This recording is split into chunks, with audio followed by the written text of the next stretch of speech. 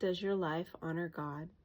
In 2 Timothy chapter 2, verse 15, Paul says, "Be diligent to present yourself approved to God, a worker who does not need to be ashamed, rightly dividing the word of truth."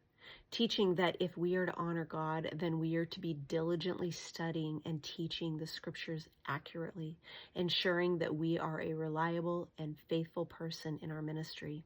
Jesus in Matthew chapter 7, verse 12 gives the golden rule as a guideline for behavior.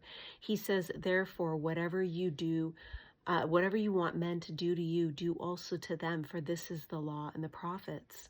So if you're going to honor God, that means treating others with the same respect and kindness we desire, setting a standard of behavior that reflects God's love and justice.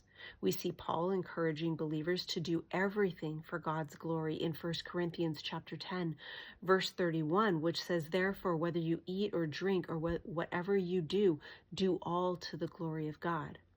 Is teaching that we're to be living every aspect of our life in a way that honors God, showing others how to glorify Him in all things.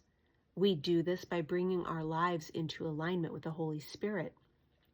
Galatians chapter 5, verse 25 says, "If we live in the Spirit, let us also walk in the Spirit."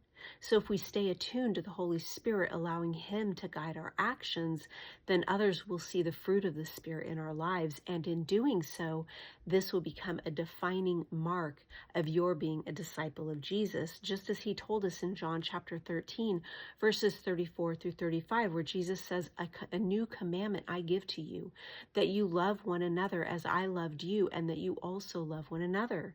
By this, all will know that you are my disciples if you have love one for another." So Jesus commands His disciples to love one another, and when we're obedient, it inspires others to follow Him through our acts of love, which glorify God. Paul instructs believers to embody Christ-like virtues in Colossians chapter 3, verse 12. He says, "Therefore, as the elect of God, holy and beloved, put on tender mercies, kindness, humility, meekness, long-suffering." In honoring and glorifying God, we are to clothe ourselves in qualities that reflects Jesus, like compassion and kindness, humility, gentleness, and patience, so that others may see Jesus in us and be inspired to follow Him.